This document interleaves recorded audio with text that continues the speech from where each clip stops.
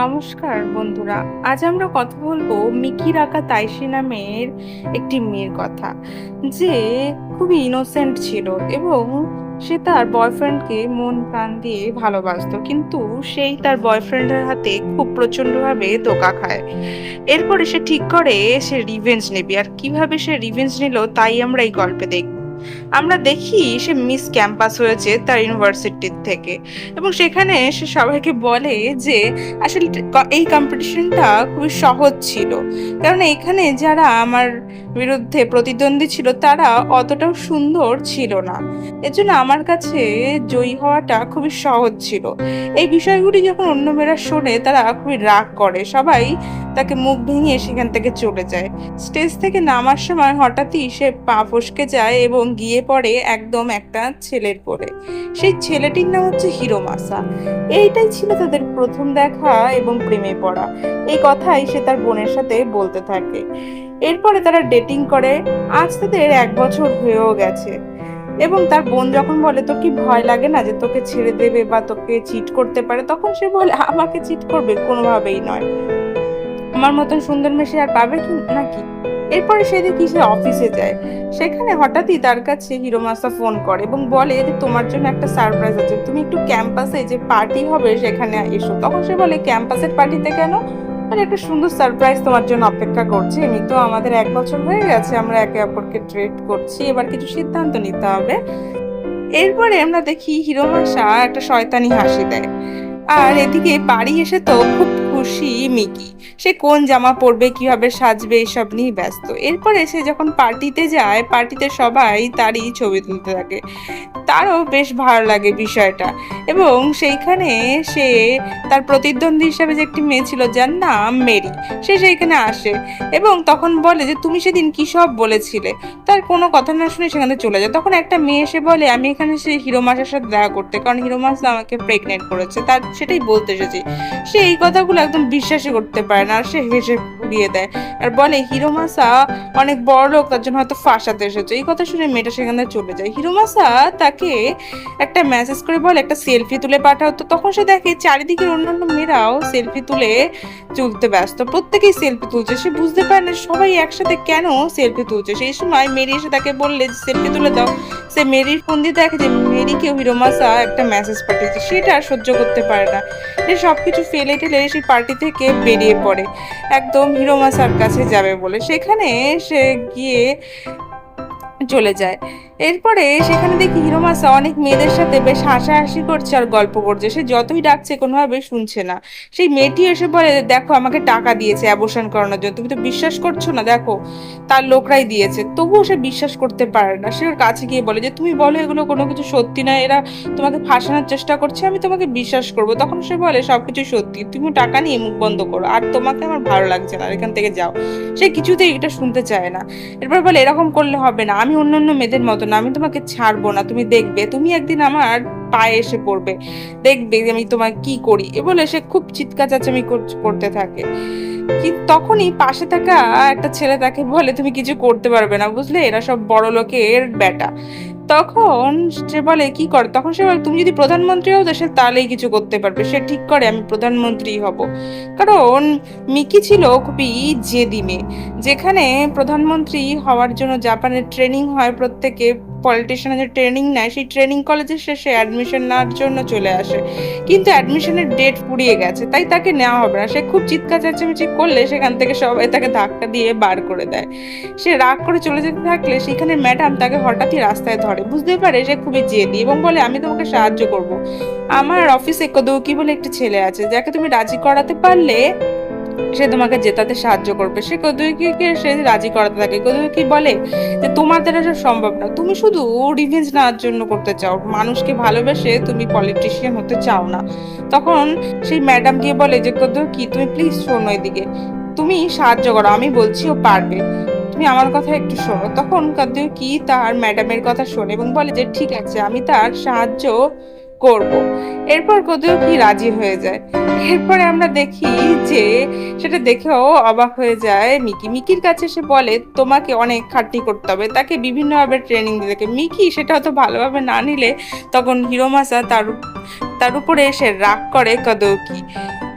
এরপরে দেখি যে তাকে বলে যে তোমার অনেক ফলোয়ার কম আছে, পার্টি তোমাকে কোনোভাবেই নেবে না, তোমার ফলোয়ার বাড়াতে হবে। তখন সে বলে কত ফলোয়ার বাড়াতে হবে? তখন বলে তোমার 3 লাখ ফলোয়ার হতে হবে। 2 সপ্তাহের মধ্যে 3 লাখ? সে বলে কি করে হবে? তারপরে সে বলে যেভাবে করতে হবে, নাহলে আমি তোমার জন্য কিছু করবো না। সে বাড়ি এসে তার বোনকে বলে এই যে আমার ফটো ভালো করে তুলে দে। সে বিভিন্নভাবে মানুষকে ইনফ্লুয়েন্স করতে থাকে এবং তার ফলোয়ার এইভাবে ধীরে ধীরে বাড়তে থাকে, বিভিন্ন রকম খাবার খায়, বিভিন্ন রকম ভাবে মানুষকে ইনফ্লুয়েন্স করে। এবং তার এই পরিশ্রম দেখে তাদের ম্যাডাম বলে যে দেখো কত পরিশ্রম করছে, কত কি তুমি তার সাহায্য করে দাও, নালে হবে না। সহযোগী সবসময় অ্যাসিস্ট্যান্ট সাহায্য করে একজন পলিটিশিয়ানকে জেতানোর জন্য। এরপরে সেখানে যখন আসে, এরপরে দেখি সেই ম্যাডামকে হিরোমা স্যার দাদু ডেকে পাঠায় এবং বলে আমার নাতির জন্য আপনি ক্যাম্পেইনে সাহায্য করবেন, আপনি অ্যাসিস্ট্যান্ট। তখন সে বলে আমি অন্য একজনেরটা করছি, তার নাম মিকিরাকা তাইসি। এরপরে মিকি আর তারা চলে যায় কিছু ডকুমেন্ট জমা দেওয়ার জন্য অফিসে। সেখানে মিকি রাস্তার মধ্যে দেখে সেই মেয়েটি প্রেগনেন্ট। তখন সে তার কাছে গিয়ে বলে তোমাকে তো টাকা দেওয়া হয়েছিল, তুমি অ্যাবর্শন কেন করাওনি? তখন সে বলে না, সব শেষ হয়ে গেছে, আর এখন আমাকে 6,000 ইয়ান জোগাড় করতে হবে। তখন সে বলে যে দেখো আমি তোমার সাহায্য করছি, তুমি দাঁড়াও। তারপর সে বৃষ্টিতে ভিজে সবার কাছে টিস্যু পেপার বিক্রি করতে থাকে, সেই মেয়েটিকে সাহায্য করে। কদকি এসেও সাহায্য করে। এরপর কদকি তাকে নিয়ে পরের দিনকার বেরিয়ে পড়ে অনেকগুলো ইন্টারভিউর জন্য, টিভি চ্যানেল, রেডিও, বিভিন্ন ব্রডকাস্ট, যেখানে সে তার নিজের ব্যাপারে বলবে। এইভাবে তার ফলোয়ার বাড়বে। এর মধ্যেই তার 3,000 ফলোয়ার হয়ে যায়। তখন কদ্দুকি বলে শুধু 3,000 ফলোয়ার হলে হবে না, আরো প্র্যাকটিস করতে হবে। তারপরে তার ম্যাডাম বলে যে তুমি ভালো করে প্র্যাকটিস করো, কালকে তোমার ইন্টারভিউতে তুমি ঠিক পার্টির তরফ থেকে সিলেক্ট হয়ে যাবে তাদের ক্যান্ডিডেট হিসাবে। কদ্দুকি তাকে আসার বাড়ি যাওয়ার সময় বলে যে একটা রেস্টুরেন্টে আজ সন্ধ্যাবেলা তুমি এসো, সেখানে খুব ভালো খাবার পাওয়া যায় আমার সাথে। এবং সে তখন হ্যাঁও বলে দেয়। সে মনে মনে ভাবে কদকি কি আমাকে ডেট করতে চাইছে। তখন কদকি কোনো ভুলভাল ধারণা রাখবে না, বুঝতে পারলে? কদকি তাকে বলে মিকিকে। মিকি তখন বেরোনোর সময় তার কাছে ফোন আসে হিরোমা স্যার। তারপরে মিকি কদকিকে ফোন করে বলে যে আমার বোনের শরীরটা খুব খারাপ, তাই আমি রেস্টুরেন্টে যেতে পারবো না। তখন কদকি বলে যে ঠিক আছে, তুমি তোমার বোনের খেয়াল রাখো। এদিকে মিকি মিথ্যা কথা বলে হিরোমাসের সাথে দেখা করতে আসে। হিরোমাসে তার কাছে ক্ষমা চায় এবং বলে যে আমাকে তুমি ক্ষমা করে দাও। মিকি তাকে ক্ষমা করে দেয়। এর পরের দিনই তাদের সেই ছবিটা হিরোমাসা বিভিন্নভাবে প্রচারে ছড়িয়ে দেয়। এর ফলে পার্টির তরফ থেকে তাকে বাদ দেওয়া হয়, তাকে আর কোনোভাবেই নেবে না বলে তারা জানিয়ে দেয় তাদের নিজেদের ক্যান্ডিডেট হিসাবে। এরপরে মিকি পুরো ভেঙে পড়ে। সে ভাবে যে না, কোনোভাবে তাকে কিছু করতে হবে। সে ছোট ছোট পার্টির কাছে যায় এবং তাকে ক্যান্ডিডেট হিসেবে সিলেক্ট করার জন্য বলে, অনেক তাদের কাছে রিকোয়েস্ট করে, অনেক দৌড়াদৌড়ি করে বিভিন্ন পার্টির কাছে গিয়ে, তো কিন্তু কেউই তাকে নেয় না, সবাই তাকে ঘাট ধাক্কা দিয়ে বের করে দেয়।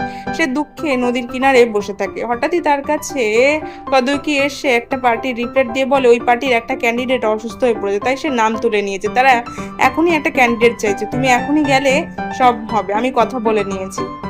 তারপর গদকি বলে এরকম মিথ্যা কথা বলা কোনো পলিটিশিয়ান আমি চাই না, তোমাকে উচিত ইমানদার হওয়া। তখন সে বলে যে ঠিক আছে। এরপর তাদের মধ্যে একটু নোকযোগ হয়। হ্যাঁ, তারা একে অপরের সাথে, এখান থেকে বোঝা যায় যে তাদের সম্পর্কের মধ্যে একটু ইকুয়েশনটা চেঞ্জ হচ্ছে। এর পরের দিনকার তারা সেই পার্টির কাছে গেলে তারা মিকিকে তাদের ক্যান্ডিডেট হিসেবে সিলেক্ট করে নেয়, যে তারা পার্টির তরফ থেকে তাকে ক্যান্ডিডেট হিসেবে নির্বাচিত করবে। এর পরের দিন তারা অফিসে আসে এবং মিকিকে একটা গাড়ি দেয় যেটা দিয়ে সে প্রচার করবে এবং তাদের সব লিফলেট দিয়ে দেয়। এরপরে দেখতে পাই যে কাদুকি তাদের থ্যাংক ইউ বলে। এরপরে তার পোস্টারের জন্য ছবি তোলা হয় এবং সব জায়গায় তার পোস্টার লাগিয়ে দেওয়া হয়। এরপরের দিন সে তার রিপ্লেট বিলি করতে থাকে এবং সবার সামনে সে দাঁড়িয়ে একটা বক্তৃতাও দেয় যাতে সবাই তাকে চিনতে পারে। কিন্তু পরের দিন সে দেখে যে তার রিপ্লেট কেউ নিচ্ছে না, কেউ তাকে চিনতে পারছে না। তখন তাকে কদকি বলে যে তুমি একটু দেখো এই মেয়েটিকে। সে দেখে এই মেয়েটিকে তো সে চেনে, এটা তো মেরি। তখন সে মেরির কাছে যায়। মেরি খুবই ফেমাস সাধারণ মানুষের মধ্যে। সে মেরিকে গিয়ে বলে তুমি আমাকে প্রচারে একটু সাহায্য করো। মেরি বলে মনে আছে তুমি আমাকে কি পরিমাণ অপমান করেছো? তখন সে সরি বলে এবং মেরিকে বলে যে দয়া করে আমাকে সাহায্য করে দাও, আমি তোমার হাতে পায়ে পড়ছি। কিন্তু মেরি কিছুতেই শোনে না। তখন সে মেরির পায়ের কাছে একদম ঝুঁকে যায়। তখন মেরি বলে যে ঠিক আছে, আমি তোমার সাহায্য করে দেবো। এরপরে মেরি তার দলে চলে আসে এবং তার অনেক ফলোয়ার সেখানে নিয়ে আসে এবং বলে তোমার কাছে সবচেয়ে ইম্পর্টেন্ট হবে মানুষ, মানুষকে যে তুমি কত ভালোবাসো এটাই তোমায় দেখাতে হবে। এরপর তারা হসপিটালে যায়, বিভিন্ন জায়গায় গিয়ে বয়স্ক সব মানুষদের মধ্যে তারা কথা বলতে থাকে।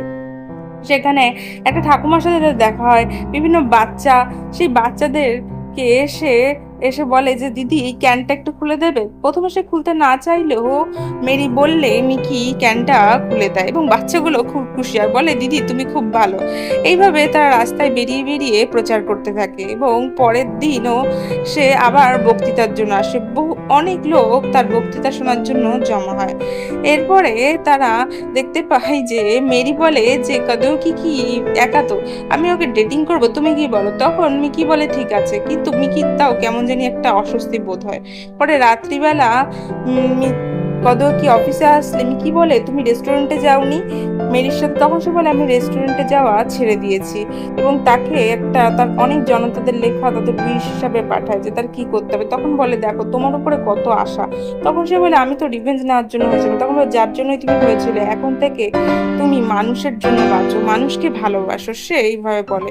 সে এই কথা শুনে সেও বুঝতে পারে যে সত্যি তাকে শুধু রিভেঞ্জ না, এবারে তার মানুষের জন্য কিছু করতে হবে। এরপর সেখান থেকে কদুয়াকি চলে যায়। কদুয়াকিও আস্তে আস্তে মিকির উপরে তার ভালোবাসা সে লাইক করতে থাকে মিকিকে। এরপর একটা খবর দেখা যায় যে সেই যে প্রেগনেন্ট মেয়েটি, সেই প্রেগনেন্ট মেয়েটির মুখ খুলে যে সে বলতে চায় যে হিরোমাসা ভালো নয়, তাকে যেন কেউ ভোট না দেয়। কিন্তু এই খবর শুনে হিরোমাসার অফিসে সবার তো মাথা খারাপ। হিরোমাসার দাদু তাকে বলে যে তুমি হয়েছো প্রধানমন্ত্রী হওয়ার জন্য দেশে, আর যেভাবে হোক হতে হবে, এই খবরটাকে চাপা দিতে হবে। এদিকে দেখি যে মিকি যায় একটা ইন্টারভিউ দিতে। সেখানে হিরো মাসের সাথে তার ছবিটা নিয়ে বলা যে তুমি অপোজিনের পার্টির সাথে কি ডেট করছো, এসব নিয়ে অনেক কিছু ছড়ায়। হিরো মাসাকে জিজ্ঞেস করলে হিরো মাসা কিছু বলে না এবং তখন খবর থেকে ছড়ানো হয় যে হিরো মাসাকে হয়তো ফাঁসানো হচ্ছে মিকির তরফ থেকে। ভুলভাল খবর এইভাবে ছড়ানো। ইতিমধ্যে সে যখন এটা দেখে তখন সেই মেয়েটি তার বাচ্চাকে নিয়ে সেখানে চলে আসে, বলে আমার বাচ্চাকে বাঁচাও। এবং সে বলে যে তোমাকে লড়তে দেখে আমিও লড়েছিলাম, কিন্তু এখন হিরোমাসার লোক আমার পিছনে লেগেছে, আমাকে হয়তো বাঁচতে দেবে না। সে বলে তোমার ভয় নেই, আমি দেখছি। এই বলেই সে রাগে সেখান থেকে বেরিয়ে যায় এবং সে একেবারেই হিরোমাসার অফিসে চলে যায়। সেখানে হিরোমাসা বলে দেখেছো তো কিভাবে মিকির উপর সব দোষ চাপিয়ে দিলাম। সেই সময় মিকি সেখানে এসে বলে আর বলে যে তুমি কি করছো, তোমার কাছে তোমার বেবি ওই মেয়েটির কাছে আছে, তোমার কি সেটাও মনে হয় না? তখন বলে কি বেবি, আমি তো চিনি না এরকম নামের কাউকে, কিছু জানি না। আর বলে যে তুমি যে বলদ হয়েছো সেটা বুঝতে পারছো তো? এই বলে তারা খুব হাসি মজা করে তার উপরে। তখন সে খুব রেগে যায় আর বলে যে তোমার অবস্থা আমি খারাপ করে, বলে তাকে ঘুষি মারতে যায়। এর মধ্যেই দেখি যে সেখানে কাদুকি এসে নিজে মিকিকে সরিয়ে দিয়ে নিজে সেই ঘুষিটা মারে এবং বলে যে মিকির বিরুদ্ধে যদি আর একটা কথা বলো তাহলে তোমাকে আমি এখানেই মেরে ফেলবো। তখন তার সহযোগীরা সেখান থেকে ছুটে যায় আর পুলিশকে খবর দেয়। আর সে মিকির কাছে এসে বলে যে তুমি কি চাও, তুমি এত ভাইলেন্ট হচ্ছ কেন, তোমাকে কেউ ভোট দেবে না যদি জানে যে তুমি ভাইলেন্ট হয়েছে। পুলিশ এসে তাকে ধরে নিয়ে যায়। তখন সে মিকিকে বলে তোমাকে এবার থেকে একাই লড়তে হবে। মিকি বুঝতে পারে না যে সে কিভাবে একা লড়বে। সে একেবারে বিধ্বস্ত হয়ে নিজের অফিসে ফিরে আসে। সে বুঝতে পারে তার এতটা রেগে যাওয়াটা অনেক বড় ভুল হয়ে দাঁড়িয়েছে।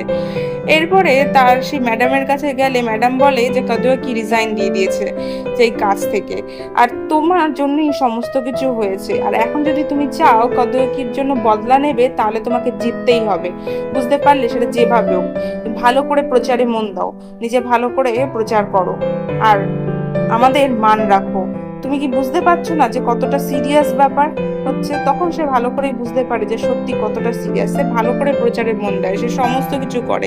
মিডিয়ার লোকরা বলে যে এবারের কিন্তু মোকাবিলা হেভি হবে, কারণ দুদিকেই দুজন ভালো প্রতিদ্বন্দ্বী। এরপরে লাস্ট দিনে ভোটের আগের দিন তার লাস্ট মানুষের প্রতি তার কথা, সেখানে যখন তাকে ডাকা হয় সবার প্রতি একটা ভাষণ দেওয়ার জন্য, সে সেখানে সব সত্যি কথা বলে যে আসলে সে রিভেঞ্জের জন্য এসেছিল, কিন্তু কাদুয়া কি কেউ একটি তাকে পরিবর্তন করেছে। মানুষকে কিভাবে ভালোবাসতে হয়, কিভাবে সততা এবং অনেস্টির সাথে কাজ করতে হয়, মানুষকে ভালোবাসলে যে কি আনন্দ, এগুলো সবকিছুই কদুয়া কি তাকে শিখিয়েছে। আর সেই মানুষটিকে সে কিভাবে ধন্যবাদ জানাবে তার কোনো ভাষা নেই। আর সে জানে যে মানুষকে কিভাবে ভালোবাসতে। আর আজকে সে রিভেঞ্জের জন্য নয়। এরপরে তার কদকির কথা, সমস্ত কথা তার মনে পড়ে। এই কথা সবাইকে সামনে সে নিজের সত্যিটা প্রকাশ করেছে, সে কোন উদ্দেশ্য নিয়ে এসেছিল আর কিভাবেই তার এই জার্নিতে তার উদ্দেশ্য পরিবর্তন হয়ে মানুষকে ভালোবাসায় পরিণত হয়েছে। সবার কাছে সে মাথা নত করে তার জন্য, এবং সবাই তখন বলে যে আমার ভোটটা তোমাকেই দেবো মিকি। সবাই তার জন্য হাততালি দিতে শুরু করে। মিকিরও সেটা দেখে খুব খুশি হয়, তার মনটা হালকা হয়, সব সত্যি সে বলতে পেরেছে। মিকি হঠাৎই ভিড়ের মধ্যে কদুকি দেখতে পায়। সে গাড়ি থেকে নেমে ভিড়ের মধ্যেই ছুটে যায় কদুকিকে নাম চিৎকার করতে করতে। কদুকি তার সামনে আসলে সে বলে যে তুমি কেমন অ্যাসিস্ট্যান্ট, হ্যাঁ তুমি দূরে দাঁড়িয়ে রয়েছো, তুমি আমার পাশে না থেকে আমি চাই তুমি সারা জীবন আমার পাশে থাকো। তুমি বুঝতে পারছো তো যে আমি কি চাই? আমি তোমাকে আমার সারা জীবনের সঙ্গী হিসেবে চাই, তুমি বুঝতে পারছো তো? তখন কদুকি হেসে তাকে জড়িয়ে ধরে। এই সবার সামনেই তারা একে অপরকে জড়িয়ে ধরে এবং হাগ করে।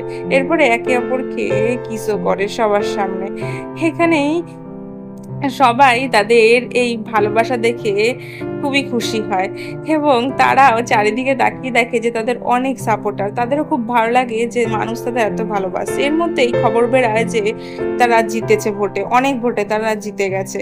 মিকির কাছে এসে যখন ম্যাডাম বলে যে কংগ্রাচুলেশন, তখন সে বলে যে আমি এটা নেব না, আমি চাই পিএম এর পদ। তখন ঠিক আছে, দেখি দূর থেকে দাঁড়িয়ে কাদুয়াকি তার এই সাফল্য দেখছে। লাগলো মিকির এই প্রতিশোধ নেওয়ার উপায়টি। আর সবসময় জীবনসঙ্গী সেই হওয়া উচিত যে তোমার সাফল্যে দুঃখে সবকিছুতে তোমাকে সাথ দেবে। আর এই রিভেঞ্জ নেওয়ার উপায়টা কি তোমাদের ভালো লাগলো জানাবে। আর ভালো লাগলে আমার এক্সপ্লেনেশন তো আমার চ্যানেলটিকে সাবস্ক্রাইব করবে এবং কমেন্ট করবে ও লাইক করবে। আসি আর একটা নতুন গল্পের সাথে তোমাদের সাথে।